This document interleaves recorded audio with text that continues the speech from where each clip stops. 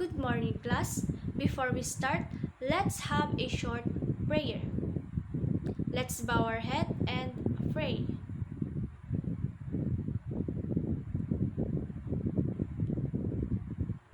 Amen. So, before we proceed to our next lesson, let's have a review. Class, do you still remember the last topic that we tackled? If yes, what was our topic all about? Yes? Okay, very good. It is about the overview of the business and the problem statement. Now, what is the overview of the business? Yes?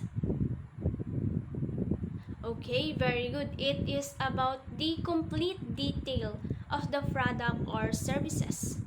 It includes the ingredients or the materials used to make a product, the quality, the texture or the size, the odor, the unique features, and why it is different from other products.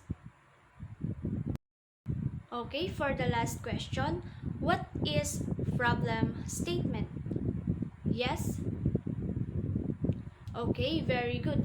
It pertains the descriptions of the problem or need being addressed to, as well as the reason or the rationale why the problem or need must be addressed, and also the descriptions of how the business has solved the problem or need.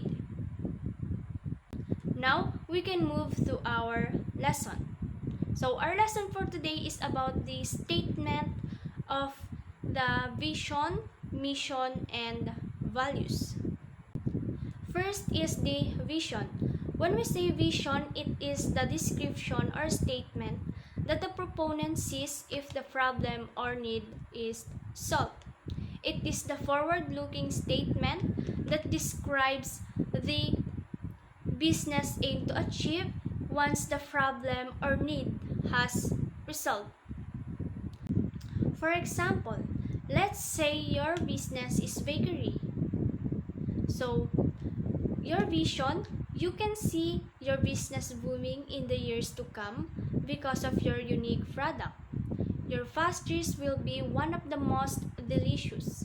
So, your vision is nakikita mo na yung business mo is magiging successful, or kaya naman magiging number one, or magiging leading provider in the future.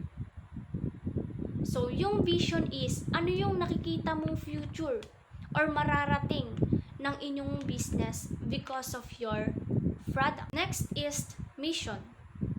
When we say mission, it is a clear description of goals and objectives that presents a practical steps to achieve the vision. So it is what the business aims to do and how it plans to do it. Let's say, for example, in your business bakery. So your mission is to provide a delicious and satisfying bread that brings happiness and fulfillment to the customers. So, in this example, we can say na ano yung purpose ng inyong business? Ano ba yung layunin nito? Kung ba't ka nagtayo? Now, let's move on to values. When we say values, it is a clear statement of values critical to the culture, integrity, and activities of the business. It is like the moral compass that influences how the business operates and interacts with others. Let's say, for example, the goodwill of your business will be remembered and practiced by employee throughout your management. Love, passion, sincerity, hard work, and perseverance will prevail. So, in this example, it highlights the significance values such as the goodwill, the love, the passion, sincerity, hard work, and perseverance.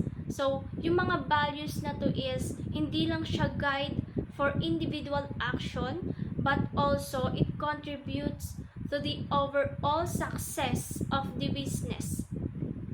Or it gives or it contributes to the positive reputation or positive image of the business. Kumbaga yung values na to is ito yung beliefs or yung principle ng isang business. That is the end of our topic.